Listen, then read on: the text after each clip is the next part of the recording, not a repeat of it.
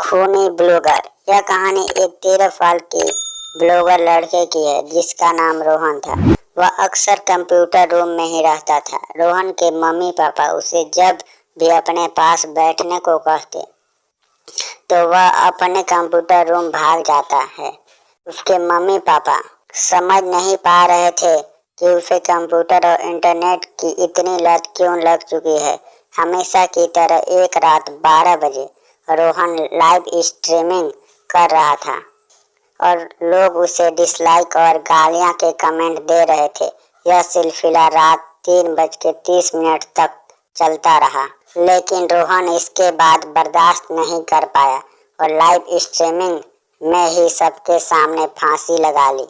सभी दर्शक यह देखकर सन्न रह गए। रोहन की लाइव स्ट्रीमिंग तेजी से वायरल होने लगी और न्यूज चैनल्स भी उसकी पूरी स्ट्रीमिंग दिखाने लगे। पूरे इंटरनेट की दुनिया में यह वीडियो 24 घंटे में वायरल हो गया। सभी यूजर इसी वीडियो की चर्चा कर रहे थे। इस घटना के कुछ समय बीतने के बाद माहौल ठंडा हो गया। सभी इस हादसे को भूल जाते हैं, लेकिन अब सिलसिला शुरू होता है मौत का। अचानक बहुत से इंटरनेट यूजरों की मौत होने लगती है, लेकिन किसी को पता नहीं चलता कि इतने सारे लोग क्यों मारे जा रहे हैं। सभी की मौत केवल एक हादसा लगती। कोई करंट लगने से मरता तो कोई कुर्सी से गिरने से।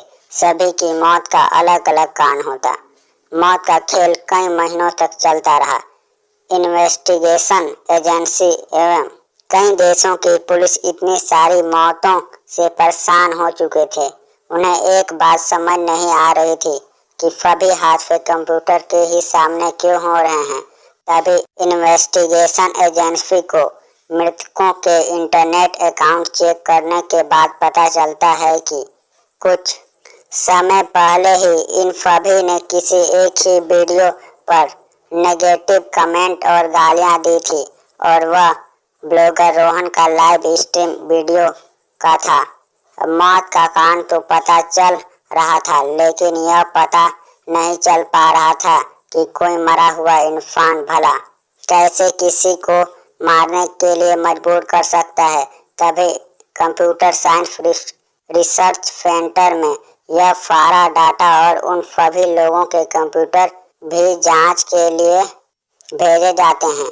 वैज्ञानिक अपने शोध में पता लगाते हैं कि मरे गए सभी यूजरों के इंटरनेट फ्रीक्वेंसी में कुछ परिवर्तन हुआ है और मरने से पहले सभी के कंप्यूटर स्क्रीन में रोहन की लाइव स्ट्रीमिंग वीडियो चल रही थी, जबकि रोहन को मरे हुए कई महीने गुजर चुके थे।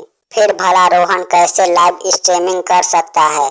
और वैज्ञानिकों को यह भी पता चला कि लाइव स्ट्रीमिंग करते करते रोहन इंटरनेट यूजरों को सम्मोहित करने वाला विजुअल दिखाता है।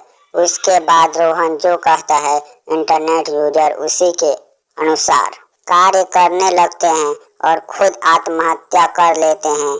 सभी को यह कारण पता चलने के बाद कुछ बचे हुए यूजरों की खोज की जाती है और उन्हें कई वर्षों तक कंप्यूटर से दूर रखा जाता है। कई वर्षों के बाद सभी रोहन को भूल जाते हैं। सभी को लगता है रोहन ने अपना बदला ले लिया और अब रोहन की आत्मा को शांति मिल जाएगी। तभी एक और यूजर अपने सर में गोली मार देता है और कहानी खत्म हो